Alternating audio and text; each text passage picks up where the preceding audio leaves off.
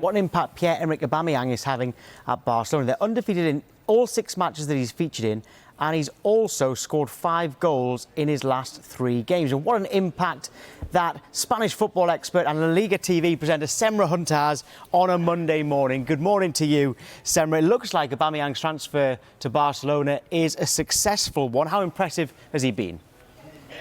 Somersaults for days, right, Tom? He's been hugely impressive so far. He's been a brilliant addition to the team, and quite frankly, he's been a great fit.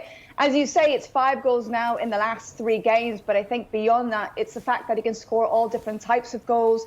He's a fox in the box. He's there to pick up those loose balls, which is something that Barcelona really needed in their striker and was lacking.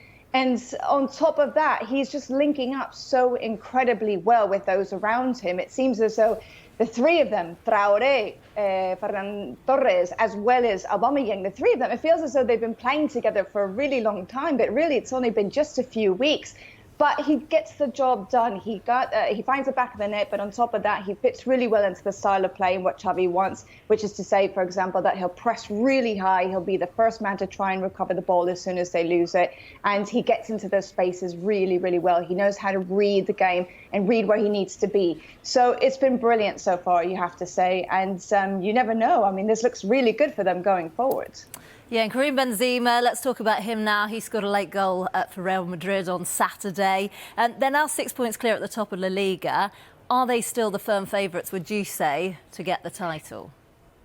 Yes, I think so at this stage. I think they have a nice little bit of a buffer there. I think Sevilla have hard work to catch up to them. It's really Real Madrid's to lose at this point. The one thing I do think that works a little bit against them is the fact that they have looked a little bit sluggish as of late. They have looked a little bit tired, a bit leggy. Of course, Carlo Ancelotti, he really doesn't like to rotate, so he keeps using the same players over and over and over again unless they're suspended or injured. And something that works against them, even he has admitted this, is the fact that they don't come out with enough intensity in the first half. And the evidence is there for all to see. They've scored only 17 goals in the first half of games and 35 in the second half of games, which is to say that 67% of the goals they do score come late in that second period. And it's 9 games in a row now, with PSG included, that they haven't scored in the opening 45 minutes. So they do tend to appear in games a little bit late. They need to work on that. That's something that could haunt them for the rest of the season. But having said that, I still think they have enough quality.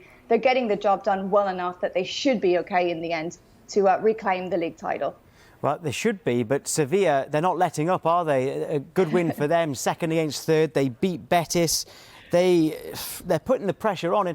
And Sevilla have surprised a lot of people this season, haven't they? Or the past 2 seasons. They have. Julian Lopetegui has done a marvellous job. And Monchi, the sporting director, he's probably the best in the business. He's done an incredible job in seeing what the team needs and buying up those players in the market that can make a huge difference for Sevilla.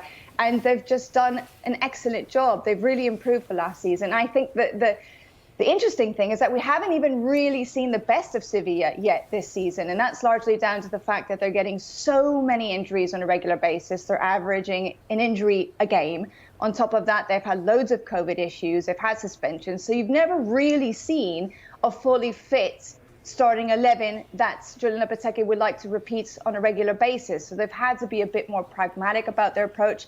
They've had to try and grind out wins however they possibly can. And that has so much merit for the fact that they are in second in the table. They are still keeping the chase behind Real Madrid, and they're still alive in Europe. So this team, you do feel like there are still some more gears that they could click into, that there's still more to come from them. And they needed that win against Betis, their biggest rival ever. The Seville derby is hugely important to them, and it's hugely special as well, especially getting knocked out to them in the cup. So it was a little bit of revenge there too. But it was a statement win, and if anybody can keep the pressure on Real Madrid, it's Sevilla.